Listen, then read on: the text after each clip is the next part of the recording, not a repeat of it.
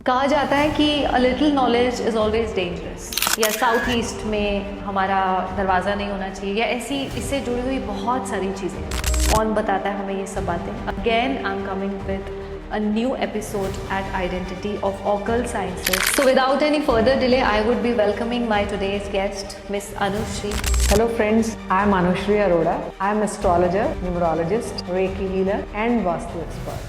जो भ्रम है वही सब है और हमारा मकसद कुछ और है। वास्तु के ऊपर आज हमारा पॉडकास्ट है, तो सबसे पहला सवाल यही रहेगा कि what is vastu? Vastu actually हम उसको वास्तु नाम ही इस तरह से रखा गया है कि क्या कोई मैम स्पेसिफिक स्टडी रहती है वास्तु की? हमारे बहुत सारे ग्रंथ हैं, मैं आपको बता नहीं सकती। आखिर तक आते आते वैसे थोड़ा सा इंटेंस मोड ले लिया हमने कॉन्वर्सेशन का, जो थिंक हम इस पर बहुत लंबी बातचीत कर सकते हैं, बट थोड़ा सा टाइम का कंस्ट्रेंट है। Thank you so much ma'am, it was really an enlightening session with you. Thank you so much. A little knowledge is always dangerous, ऐसा हम सबको मालूम है। आप सबने सुना होगा अपने घर में बड़ों से, बुजुर्गों से, कि घर में बंद घड़ी नहीं रखनी चाहिए, किसी को बंद घड़ी गिफ्ट नहीं करनी चाहिए, साउथ वेस्ट में आपके घर का दरवाज़ा नहीं होना चाहिए, और इससे जुड़ी ऐसी डायरेक्शन से जुड़ी बहुत सारी चीज़ें।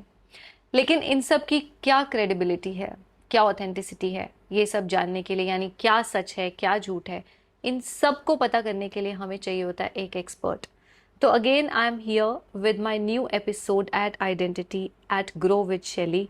अगेन ऑकल्ट साइंसेस का एपिसोड है which will be covering vastu. आज हम वास्तु के बारे में बात करेंगे, और हमारे साथ जो एक्सपर्ट आज जुड़े हुए हैं वो हैं Miss Anushree, who is a famous vastu expert of tricity. So stay tuned for the complete episode. लेकिन मैं फिर से यहीं से शुरू करूंगी कि सब्सक्राइब करना मत भूलिए।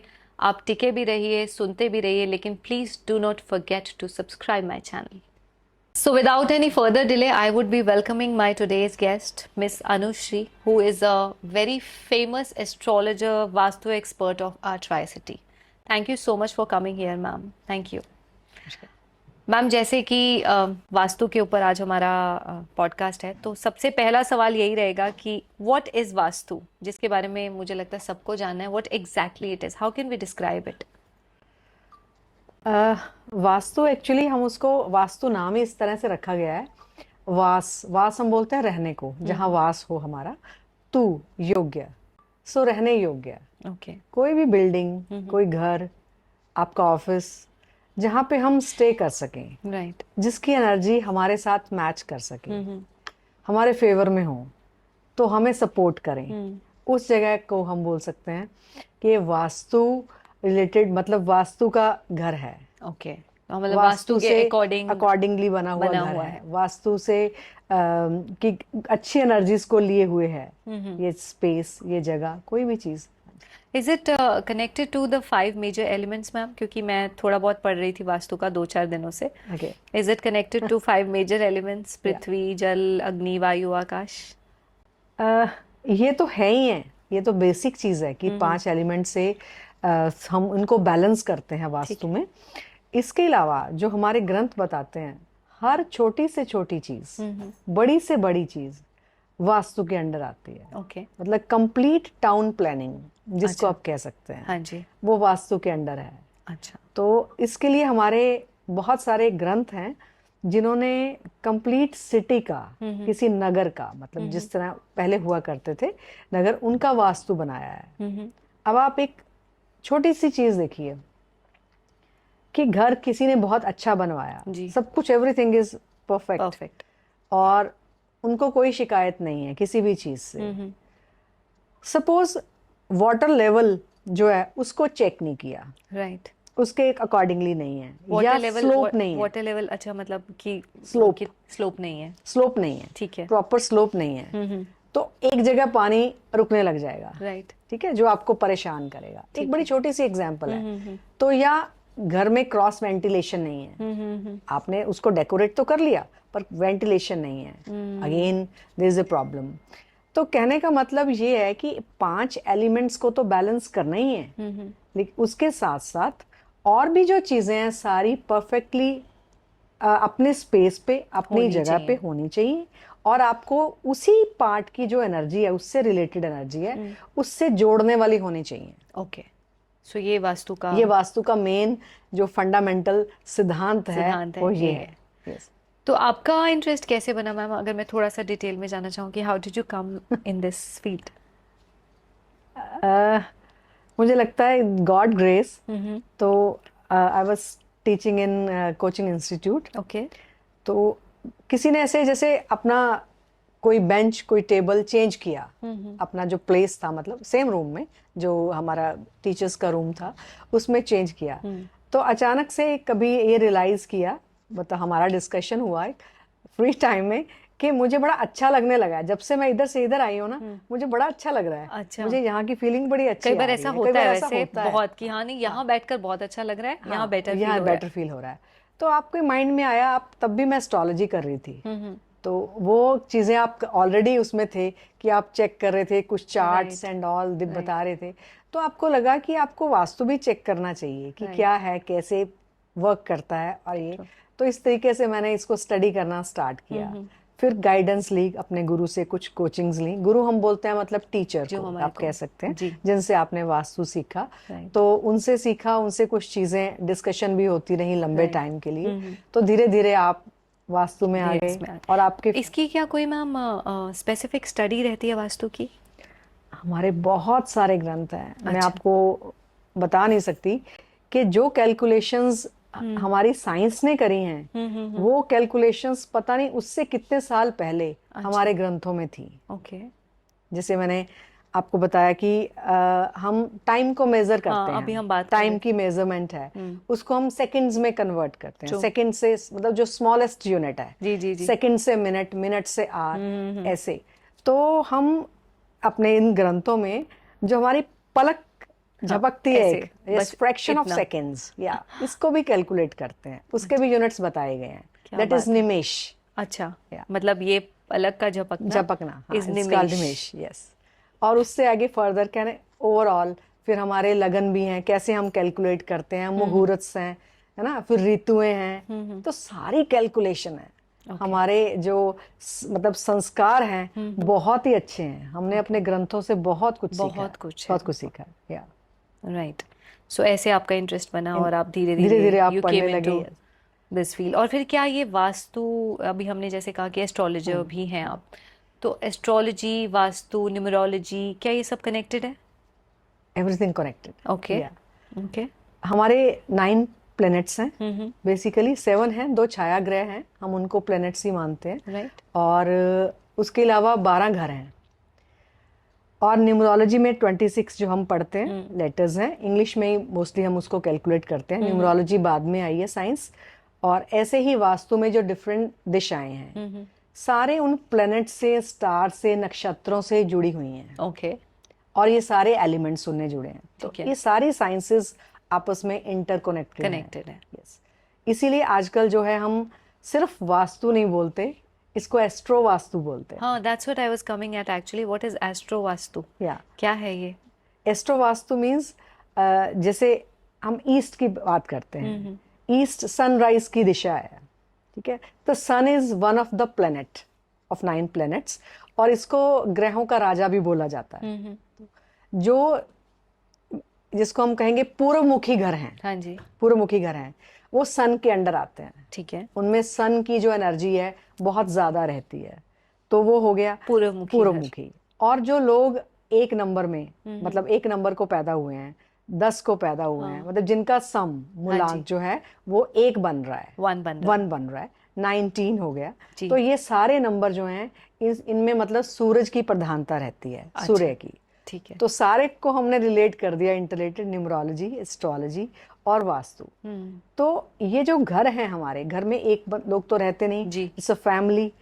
तो मोस्टली हम चेक करते हैं इसको, जो घर के मतलब अर्निंग हैंड, जो हमारे head of the family you can say, उनके हिसाब से तो होना चाहिए। बाकी आपके रूम्स, आपका लिविंग एरिया, आपके वॉशरूम्स, टॉयलेट्स, किचन, वो सब एनर्जीज उनसे मैच करके चेक की जाती हैं। अच्छा।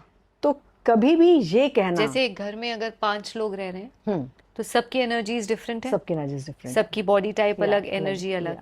तो उसके अकॉर्डिंग, मतलब आपका ये मतलब है कि उसके अकॉर्डिंग हमें घर जब हम बनाते हैं तो उन पांचों की एनर्जीज को चेक किया जाता है? चेक किया जाना चाहिए। ओके। हाँ, मेनली तो हेड ऑफ द फैमिली, क्योंकि जिन्होंने अर्न करना है, जिनकी वजह से पूरा घर ने चलना है। इसके अलावा जो बच्चे हैं, जो और फैमिली हैं, वाइफ हैं, आजकल सब जब जॉब करते हैं अपने टाइम में, तो सबकी एनर्जी एक्चुअली मैच होनी चाहिए। अच्छा। चेक होनी चाहिए। ओके। तो वो अगर गलत डायरेक्शन में है, आपका घर, आपका रूम, आपका Right. टॉयलेट, जिसका भी, तो उसकी लाइफ को अफेक्ट करेगा। उसकी, और अगर उसका मान लीजिए कि उसके रूम में प्रॉब्लम है, तो वो सिर्फ उसी की लाइफ को इफेक्ट करेगा या पूरी फैमिली पर इफेक्ट आता है? फैमिली तो इंटरकनेक्टेड है, Connected ही अगेन है। कनेक्टेड है। तो एक को प्रॉब्लम है तो इट मीन सबको सभी को प्रॉब्लम दिक्कत है। राइट। तो वो चीजें चेक होनी चाहिए, आइडियली चेक होनी चाहिए।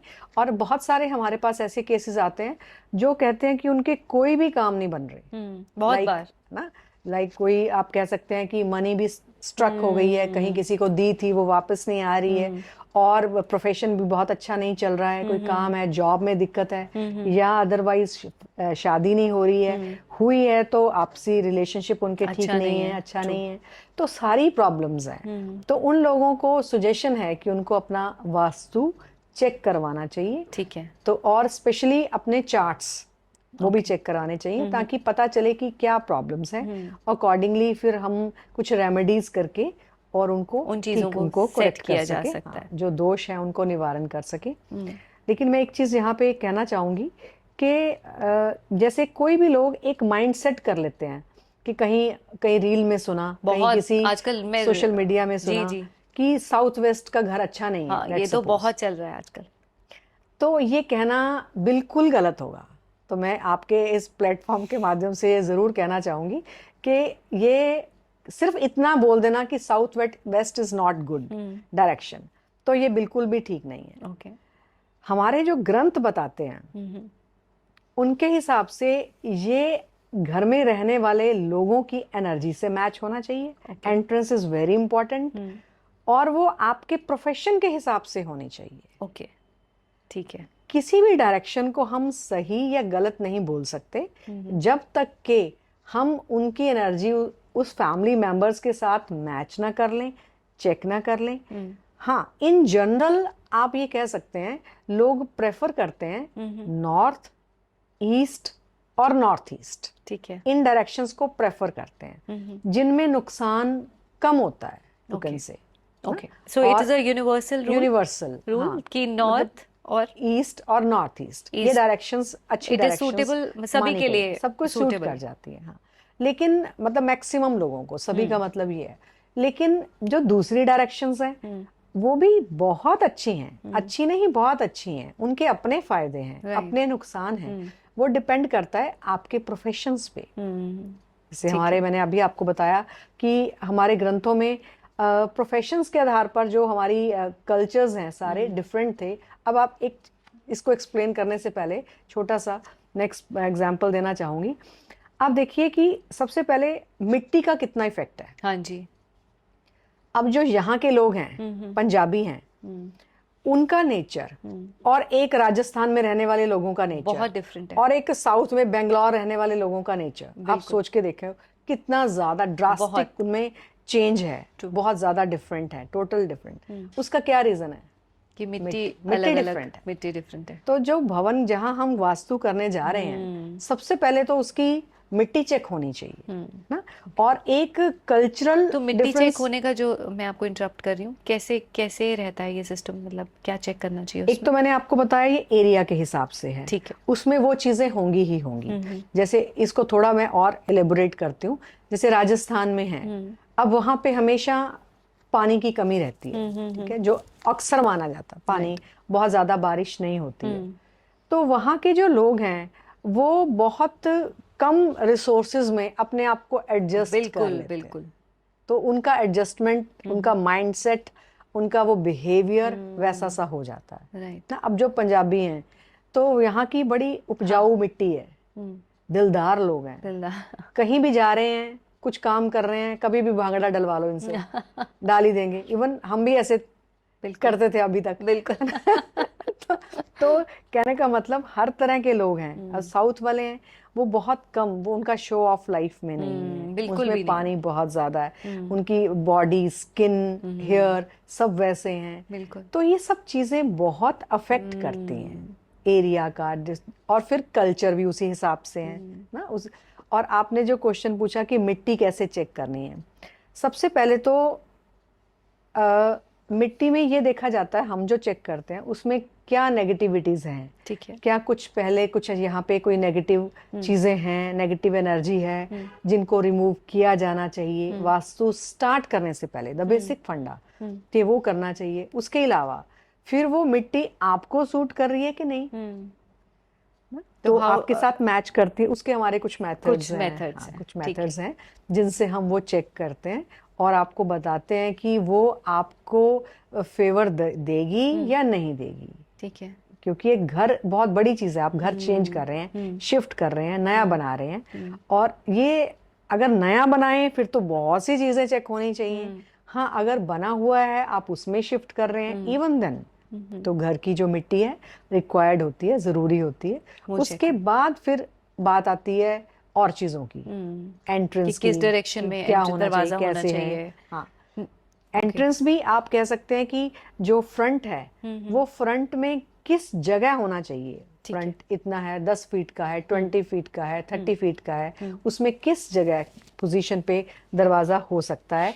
और घर के लोग जो हैं, जैसे आपके पास कोई आता है तो आप उससे पूछते हैं हम कि आप क्या करते हैं, आपका प्रोफेशन क्या है, आपके फादर क्या थे, वो क्या करते हैं तो अभी किस प्रोफेशन में है, या रिटायर्ड हैं, जॉब में हैं, वर्किंग हैं। तो उनके आधार पे हमारे ये ग्रंथ वर्क करते हैं। जैसे मैंने आपको बता रही थी कि 4 वर्ण होते हैं। हाँ जी। ब्राह्मण, हाँ जी, ना, क्षत्रिय, शूद्र और वैश्य। तो ये प्रोफेशन के अकॉर्डिंगली हैं। अच्छा। ये कह देना कि साउथ वेस्ट का जो वॉशरूम है वो ठीक नहीं है, या एंट्रेंस ठीक नहीं है, वो ठीक नहीं, ये बिल्कुल गलत है।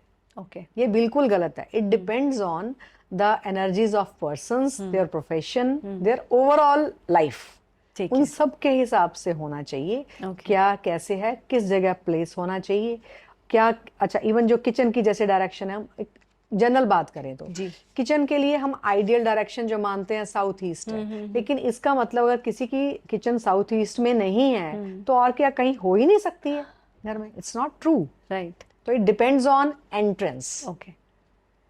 हाँ, पूर्वमुखी घर के लिए साउथ ईस्ट की जो किचन है that is okay, this is too good. Okay, ये मतलब यूनिवर्सल है, यूनिवर्सल, हाँ, वो चीज है। तो लेकिन सबके लिए वो सही है, सबके लिए वो खराब है, एक कॉमन स्टेटमेंट दे देना वो थोड़ा सा डाइसी है, ऑब्जेक्टिव है कि वो गलत है, ये गलत है। ये आप ऐसे तो मैंने कई बार ये सोचा है, कहा भी है कि इसका मतलब तो घर सारे एक ही डायरेक्शन में होने चाहिए। हाँ जी। दूसरी डायरेक्शन तो गवर्नमेंट को बंद ही कर देनी चाहिए कि इधर तो कोई घर ही नहीं ले रहा। बट आपने देखा है कि साउथ वेस्ट के जो घर हैं उनमें रहने वाले लोग कितने रिच भी हैं, कितना एंजॉय करते हैं, सब कुछ है, प्रॉस्पेरिटी है, एवरीथिंग इज देयर। तो वो प्रोफेशन पे डिपेंड करेगा और एंट्रेंस प्रोफेशन पे डिपेंड करेगी। फिर एंट्रेंस के अकॉर्डिंगली बाकी चीजें और चीजें। अब जैसे जिसका साउथ वेस्ट का घर है, मतलब एंट्रेंस साउथ वेस्ट में है या साउथ में है या वेस्ट में है, अब उनका वॉशरूम नॉर्थ या नॉर्थ ईस्ट या ईस्ट में आना एक नेचुरल सी बात है। ठीक है, हाँ, उसकी रेमेडीज हैं, ना हो तो बेटर है, लेकिन उसको बिल्कुल एक कॉमन ये लाइन बोल देना कि ये सबके लिए ही यूनिवर्सल ट्रुथ, वो नहीं है। ठीक है, तो ऑब्वियस है घर जो वॉशरूम है, जो स्टोर है, एरिया है, वो हमारे बैकयार्ड में, बैक साइड में ही होता है। बिल्कुल, घर का इस तरीके से हम उसका जो पूरा नक्शा बनाते हैं कि वो उस डायरेक्शन में हो। तो साउथ वेस्ट के लिए तो बड़ा स्वाभाविक है वहां पे होना, राइट है ना। बिल्कुल, तो ये चीजें ऐसा नहीं है, कुछ चीजों का ध्यान रखना चाहिए। और मतलब एक जेन्युइन जो अप्रोच है वो लेनी चाहिए। ये हर कहीं सुनी बात पर विश्वास नहीं करें, कि अपने माइंड से सोचें, अपनी चीजें ठीक है। हाँ, ऐसा नहीं है कि चीजें खराब नहीं होती हैं, बहुत खराब होती हैं। वास्तु से बहुत बड़े बड़े जो डिफेक्ट्स हैं उनसे बड़ी लाइफ में प्रॉब्लम्स आती हैं। एक मैं कहीं स्टेटमेंट सुन रही थी किसी की, तो ये वाज सेइंग के जो कॉर्नर वाले घर हैं, कॉर्नर वाले। मैम, एक क्वेश्चन में बहुत मतलब रील्स में बड़ा पॉपअप होता है कि कॉर्नर में घर नहीं होना चाहिए, नहीं होना चाहिए क्या? लोग मर जाते हैं कुछ ऐसा उसमें कि बहुत सनसनीखेज खुलासा करके किसी ने बताया हुआ था कि कॉर्नर वाला हाउस नहीं लेना चाहिए, ऐसा हो जाता है। और फिर एक नहीं काफी सारी है, क्योंकि वो आती रहती है ना reels related to one yes. Topic only. Is it, how much is it true? कितना सही है कितना गलत? ये कहना तो गलत होगा कि कॉर्नर वाले घर जो हैं वो सबके लिए अगेन सेम उनका रहता है एनर्जीज का, लेकिन हाँ कुछ हद तक सही है, प्रॉब्लम हो सकती है। ओके, इट डिपेंड्स कि फर्स्ट ऑफ ऑल तो कॉर्नर किस साइड से है, ठीक है। ठीक है, किस डायरेक्शन में है, किस साइड से कॉर्नर है, और सेकेंडली कि उस साइड में क्या कंस्ट्रक्शन हो रखी है या ओपन एरिया है, ओके, वहां की मतलब ओवरऑल क्या लोकेशन मतलब है, बहुत क्या सारी चीजें बहुत आती सारी हैं। चीजें हैं जो कैलकुलेट करनी पड़ेंगी। हाँ, लेकिन जितना सुनने में आता है कि कॉर्नर वाला जो घर है लोग कई बार प्रेफर करते हैं, तो ये उतना अच्छा नहीं है, क्योंकि जितना बहुत लोग सोचा प्रेफर जाता है। करते हैं कि बहुत कॉर्नर लोग, हाउस yes, मिले हाँ, हमें। कॉर्नर हाउस हो, तो उसमें बहुत सारी प्रॉब्लम्स हो सकती हैं, एक Okay. नॉर्मल घर से ज्यादा हो सकती हैं। ओके, लेकिन अगेन इट वही है, depends on depends from person to person, और person. एनर्जी कौन सी रह रही है हाँ, उस घर कैसी में, है, हाँ, उन सब चीजों yes. पर भी डिपेंड जैसे करता नॉर्थ वेस्ट डायरेक्शन है तो वो नॉर्थ साइड से भी कॉर्नर हो सकता है, अच्छा। और वो वेस्ट साइड से भी कॉर्नर हो सकता है। ओके, तो उनके अलग अलग रेमेडीज हैं। फिर उनका प्रोफेशन कैसा है, अच्छा। उसमें कितने लोग रहते हैं, किस तरीके का है, उन सब चीजों का बट ये है कि कॉर्नर वाला घर में एनर्जीज नेगेटिव होने के चांसेस ज्यादा रहते हैं, दूसरे घरों से ज्यादा होते हैं, ज्यादा होते हैं। उनको वास्तु की जरूरत ज्यादा है, बैलेंसिंग की जरूरत ज्यादा है, और अच्छे हो तो वो बहुत ही अच्छे होते हैं, ओके, समटाइम्स बहुत ही अच्छे होते हैं, लेकिन कोई भी स्टेटमेंट हम उसको जनरलाइज जनरलाइज नहीं कर सकते कि ये गलत कि ही है हाँ, और ये सही ही है। Yes. यहाँ पर एक सवाल आ रहा है मैम मन में कि क्या कई बार ऐसा भी होता है कि कोई single energy in the house भी बदल देती है चीजों को? ऐसा होता है क्या कहीं? इज इट या होता है? जो हमारे घर पुराने बने होते थे वो कई चीजों में बहुत अच्छे थे, मतलब फैसिलिटीज वाइज तो हम कह सकते हैं कि उतनी थोड़े फैसिलिटीज नहीं, अभी जैसे जितनी वॉशरूम घर नहीं के थी, बाहर होता हम था। बाहर थे, थोड़ी प्रॉब्लम थी। वैसे तो ग्रंथों में उसका भी विवरण आता है बिल्कुल। कि आपका फेस किस तरफ होना चाहिए, जब आप वॉशरूम बाहर जाते हैं तो किस डायरेक्शन में कैसे। चलो उतना डिटेल में तो आज की टाइम में पॉसिबल नहीं है, बट ये जरूर है कि टॉयलेट्स कहाँ होने चाहिए ना, कि कौन कौन सी डायरेक्शन होनी चाहिए। जैसे अब अगर नॉर्थ साइड का घर है, नॉर्थ एंट्रेंस का घर है, बहुत सारे लोगों ने अपने रील्स में सुना होगा कहते हुए कि साउथ वेस्ट में वॉशरूम नहीं होना चाहिए, साउथ वेस्ट का वॉशरूम बड़ा हार्मफुल होता है। तो मैं आपको गारंटी दे सकती हूँ, मैं ये सिर्फ ग्रंथों के हिसाब से बोल रही हूँ कि जो नॉर्थ फेसिंग घर हैं उनके लिए साउथ वेस्ट का वॉशरूम पॉसिबल है। Okay. हाँ, जो बेटर ऑप्शन है that is a south south west. Okay, मतलब साउथ और साउथ वेस्ट के बीच में एक डायरेक्शन आती है जहाँ पे वॉशरूम एक्चुअली होना चाहिए। तो अगर आपका जो घर है वो एंट्रेंस उसकी नॉर्थ साइड से है या ईस्ट साइड से है, तो आपका वॉशरूम अगर साउथ वेस्ट डायरेक्शन में आता है तो उसमें कोई प्रॉब्लम नहीं है। हालांकि मैंने बताया कि उसका जो प्रेफरेबली जो डायरेक्शन होनी चाहिए that is south south west. Okay, means south और साउथ वेस्ट के बीच में एक डायरेक्शन है, तो डिस्पोजल की डायरेक्शन ही है वो, तो वहां पे वॉशरूम हो सकता है, अच्छा है किसी भी एंट्रेंस के लिए।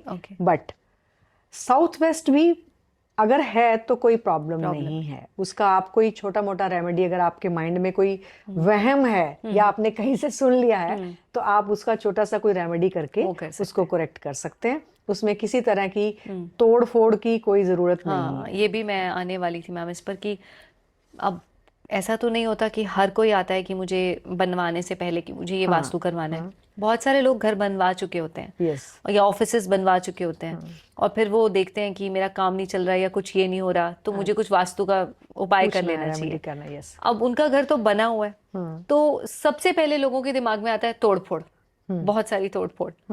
तो क्या सच में ये ऐसा ही है जैसा मैं बोल रही हूँ? तोड़फोड़ है क्या बहुत सारी? नहीं, बहुत जगह तोड़फोड़ की जरूरत नहीं होती है। कुछ जगह होती है लेकिन बहुत जगह नहीं होती है। आप कुछ छोटे छोटे रेमेडीज करके भी उनको ठीक कर सकते हैं, लेकिन मेन पॉइंट ये है कि आपको चेक करना पड़ता है कि वो एनर्जीज आपके साथ मैच कर रही हैं, उस जगह हैं, घर में कोई नेगेटिव एनर्जीज हैं और लोगों को क्या प्रॉब्लम्स आ रही हैं, क्या दिक्कतें आ रही हैं, किस टाइप की क्या पैटर्न चल रहा है, उस सारे को समझते हुए और आपकी जो रुकावट है वो किस जगह हो रही है, अभी होने लगी है, बहुत लंबे टाइम से हो रही है, या कुछ जैसे सपोज आपको प्रॉब्लम अभी आने लगी है फॉर लास्ट 2 मंथ्स, लेकिन इस घर में तो आप पिछले 20 साल से रह रहे हैं, बिल्कुल, तब तो आपको कोई प्रॉब्लम नहीं थी। Right. इट मीन्स कुछ एस्ट्रोलॉजिकल चेंजेस हुई हैं आपके चार्ट में, आपका पीरियड चेंज हुआ है, Okay. आप में कुछ ऐसी, तो उसको भी चेक करना उतना ही जरूरी है जितना कि घर का वास्तु चेक करना। सिर्फ एक ही चीज पर हम एक डिपेंड फोकस नहीं कर सकते। यस, कुछ- मतलब ओवरऑल पैकेज है, ओवरऑल चीजें आपको चेक करनी चाहिए। और मैंने कई जगह ये बताया है, जैसे कुछ लोग भी जैसे हमारे पास आते हैं जो अप्रोच करते हैं कि अगर आप बहुत कुछ नहीं कर सको तो एटलीस्ट आप 5 एलिमेंट्स जो हैं उनका बैलेंसिंग करते रहो, वो भी उन चीजों से उतनी भी- चीजों से भी बहुत सी चीजें ठीक हो जाएंगी, Balance रहती है। बैलेंस हो जाएंगी, लाइफ की प्रॉब्लम्स ठीक हो जाएंगी। लेकिन कुछ जगह वास्तु करना बहुत जरूरी होता है। और अगर हम अपने कल्चर को माने तो हमारे कल्चर में तो इतनी चीजें लिखी हैं, इतनी चीजें लिखी हैं कि हम सोच भी नहीं सकते। हम कि हर एक चीज छोटी से छोटी उस वास्तु के हिसाब से होनी चाहिए, एंड दैट इज ट्रू। उनकी एनर्जीज बहुत अफेक्ट करती हैं आपकी लाइफ को, ओवरऑल आपके हर काम को, आपके बच्चों की लाइफ को, उनकी एजुकेशन को। अच्छा। है ना, बच्चों का रूम किस जगह है, कैसे है। फिर एक चीज और आपने कभी सुनी नहीं होगी ये कहीं, कि जो घर की डायमेंशंस जो हम सेट करते हैं, हाँ जी। मतलब इस रूम का कितना एरिया होगा, इस वॉशरूम का कितना होगा, इस स्टोर का कितना होगा, स्पेशली जैसे बेड का होगा, वो घर में रहने वाले लोगों के अकॉर्डिंगली, अच्छा, उनकी डायमेंशंस, उनका अपना बॉडी बिल्डअप कैसा है, बॉडी स्ट्रक्चर कैसा है, अच्छा। उसके हिसाब से होना चाहिए। जैसे सपोज अब सारे छोटे लोग हैं, छोटे इन द सेंस जिनकी हाइट बहुत ज्यादा नहीं है, तो अगर आप 6.25-7 फीट का आप दरवाजा रख रहे हैं, उसको रिक्वायर्ड ही नहीं है। ओके, अगर आप इतने बड़े बड़े बेड ले रहे हैं तो फालतू जगह स्पेस वेस्ट कर रहे हैं, तो वो नहीं है। ओके, अगर आपने घर में किचन किसी भी डायरेक्शन में बनाई है लेकिन चिमनी की डायरेक्शन रखी नहीं है, उसमें एग्जॉस्ट लगाया ही नहीं है, तो वो चीजें कितनी जरूरी हैं। ओके, तो ये मेन बात basic बेसिक सी चीजें हैं basic सी कि चीजें हाँ, पानी किस जगह फ्लो कर रहा है, कहाँ कहाँ टैप्स हैं, और अदरवाइज आपके प्लांट्स कहाँ पे हैं, ओपन एरिया कितना है, कैसे रखा है, आगे और पीछे जो आपका सपोज कोई ओपन स्पेस है उसको आपने कैसे मैनेज किया है, Right. क्या ज़रूरतें हैं घर में, मतलब जो कॉमन तो सबकी होती हैं, इसके अलावा कुछ और आपकी स्पेशल हैं, आपने घर में ऑफिस ऑपरेट कर रहे हैं तो वो उसके लिए क्या एक्स्ट्रा होना चाहिए। तो it depends on the persons, okay, जो घर फैमिली मेंबर्स family हैं में रह रहे हैं। तो उनके अकॉर्डिंगली सारी चीजें, अब सबका एक जैसा नहीं हो सकता, है ना। और बहुत से प्लॉट्स जो हैं वो प्रॉपर शेप में भी नहीं है, जैसे प्रेफरेबली रेक्टेंगुलर या स्क्वायर होते हैं, लेकिन कई जगह आपने देखा होगा तो प्रॉपर स्क्वायर नहीं है, हाँ जी। प्रॉपर रेक्टेंगल नहीं है, ना, तो एक कॉर्नर अलग है, ओके, तो उस टाइप के हैं, तो वो कैसे होने चाहिए, वो वो सब कॉर्नर चीज़ों को जो एक्स्ट्रा कॉर्नर है उसको क्या करा होना चाहिए, वो किस साइड में है, किस डायरेक्शन में है। तो there are n number of, it's quite detailed. तो एक छोटी सी कोई भी स्टेटमेंट देना सही नहीं रहेगा। इससे लोग डर जाते हैं और अब नेगेटिव एनर्जी को अपने साथ जोड़ लेते हैं, तो वो ठीक नहीं है। साउथ वेस्ट के घर उतने ही अच्छे हैं जितने नॉर्थ ईस्ट के। हाँ, एक लेकिन कॉमन, जैसे मैंने बताया, क्योंकि सन राइजेज इन ईस्ट, तो ईस्ट साइड जो है राइजिंग सन को प्रेफर करते हैं, वो पॉजिटिव एनर्जी का है, तो हम देते हैं। और वैसे भी नॉर्थ ईस्ट को गुरु की डायरेक्शन माना गया है, और तो इसलिए इसको प्रेफर किया जाता है। बट सारे घर उतने ही अच्छे हैं। क्वेश्चन ये है कि उनकी एनर्जीज प्रॉपर बैलेंस की जाएं, आपके साथ, लोगों के साथ मैच की जाएं, और एक पॉजिटिव एनर्जी का फ्लो होना चाहिए घर में, then everything is good. Yes. क्या मैम वास्तु टूने टोटका, अगर हम, जैसे काफी लोग ये भी कहते हैं कि टूना टोटका सा है, छोड़ो परे, मतलब इज इट दैट? नहीं, it's all about energies, all about तो हाँ, ऐसा नहीं है कि यस, कोई टूना है, कोई जादू है, क्योंकि काफी लोग ऐसा भी सोचते हैं वास्तु के बारे में।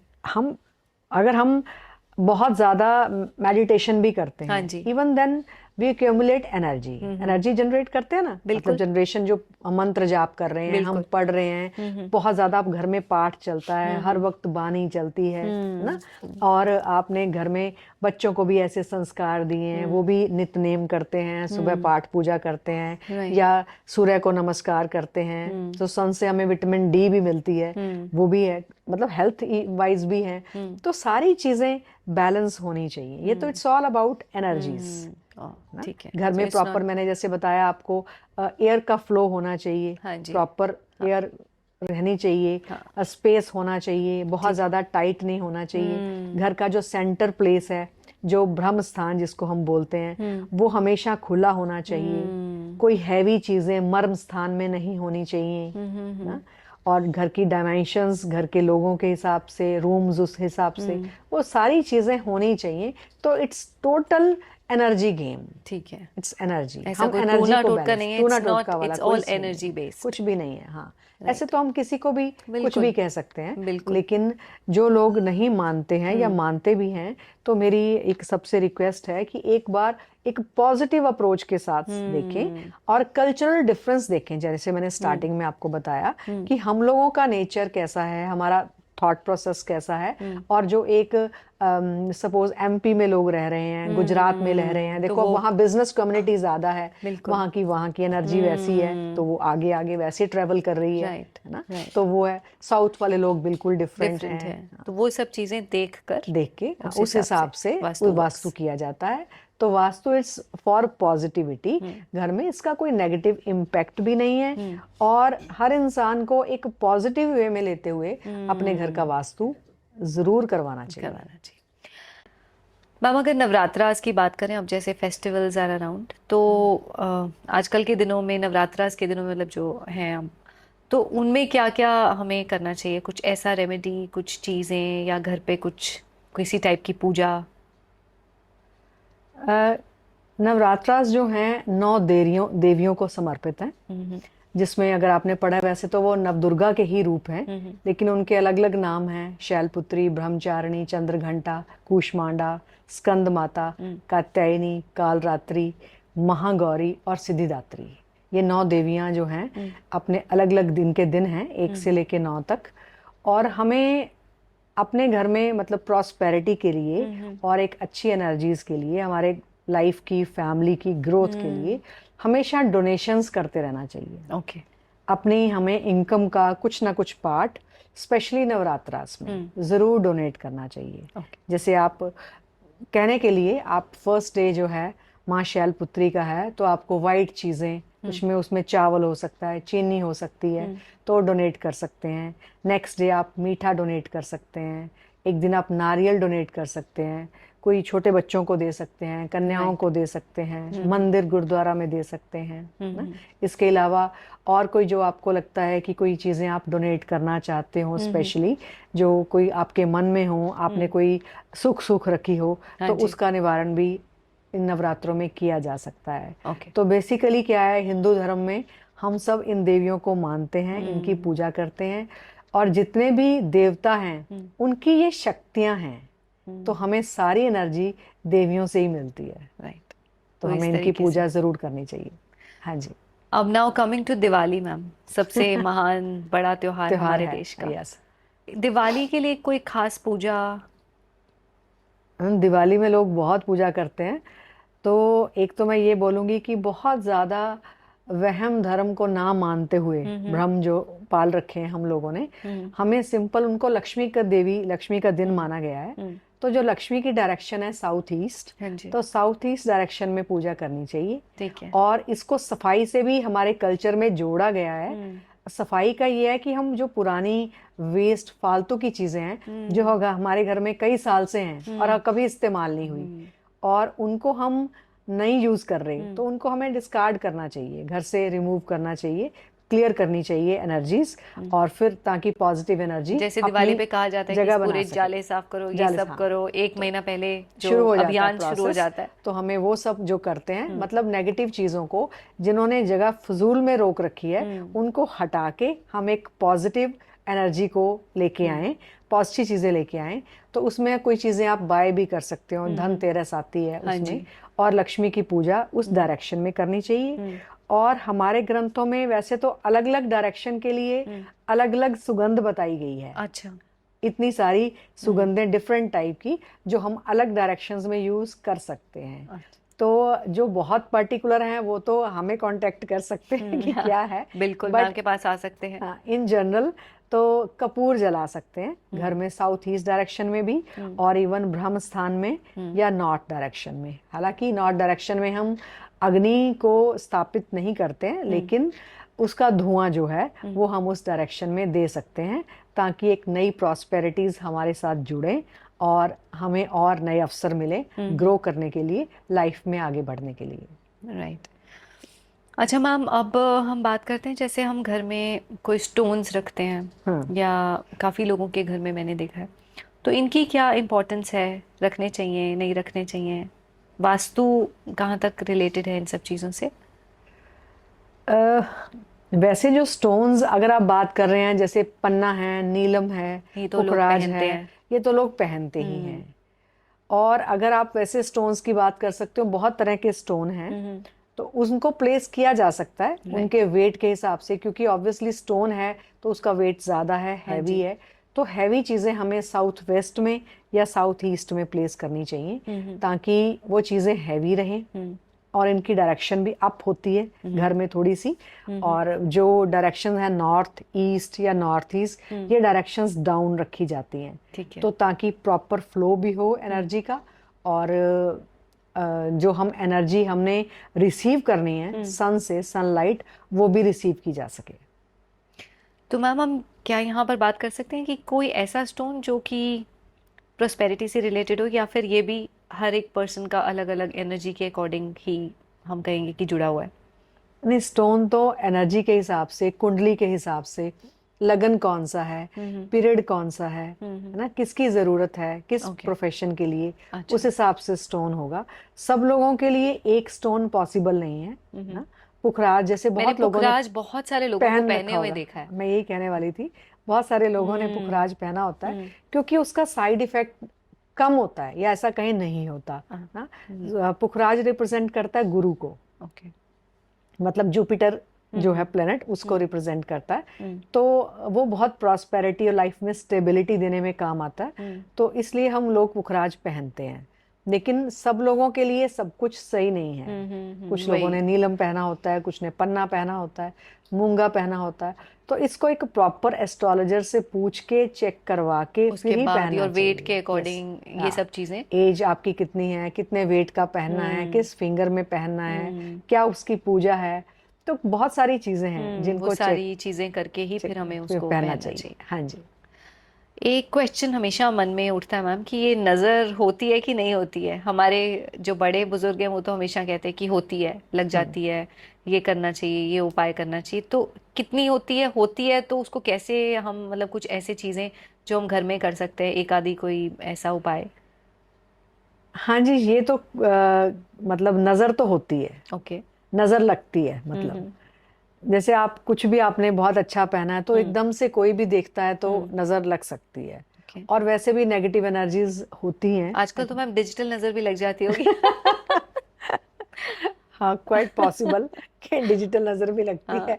लेकिन नजर के लिए हमारे पास लोग जो आते हैं, हम तो उनको रेकी से भी ठीक करते हैं, ऑरा स्कैन करते हैं, ऑरा क्लीन करते हैं।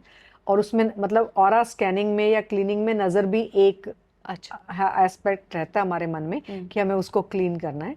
लेकिन इसके अलावा घर में नजर उतारी भी जा सकती है। ठीक है, उसके भी कई मेथड हैं, बेसिक चीज है। तो बहुत बार आपने सुना होगा, जब बच्चा बहुत प्यारा लग रहा होता है तो माँ बोलती है कि इसको तो मेरी भी नजर लग सकती है। हाँ जी। तो जनरली माँ की नहीं लगती है, तो इसलिए ये बोला जाता है काला टीका लगा देते हैं।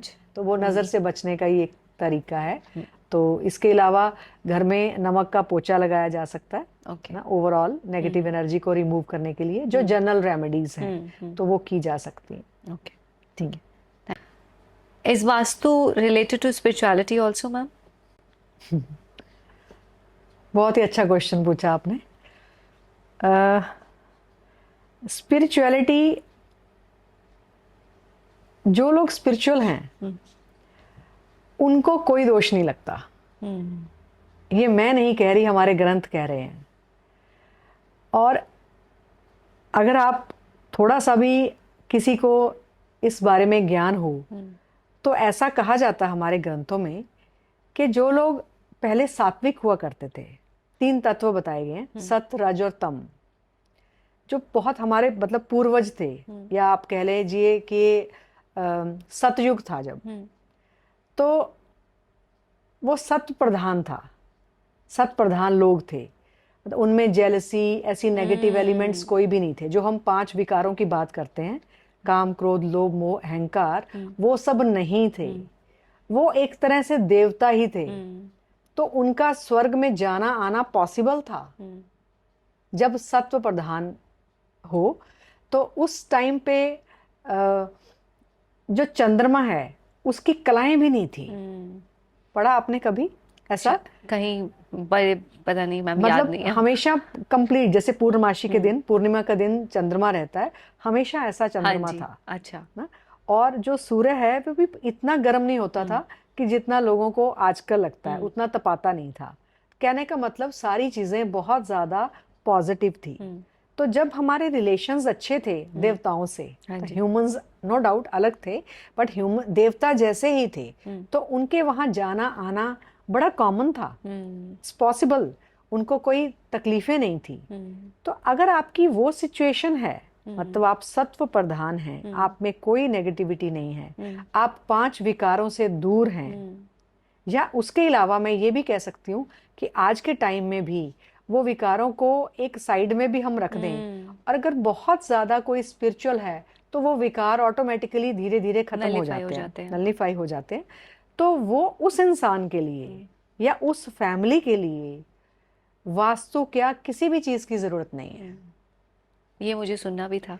और वो उसको किसी भी डायरेक्शन में फेस करके पाठ करने की, सिमरन करने की, ध्यान करने की जरूरत नहीं है।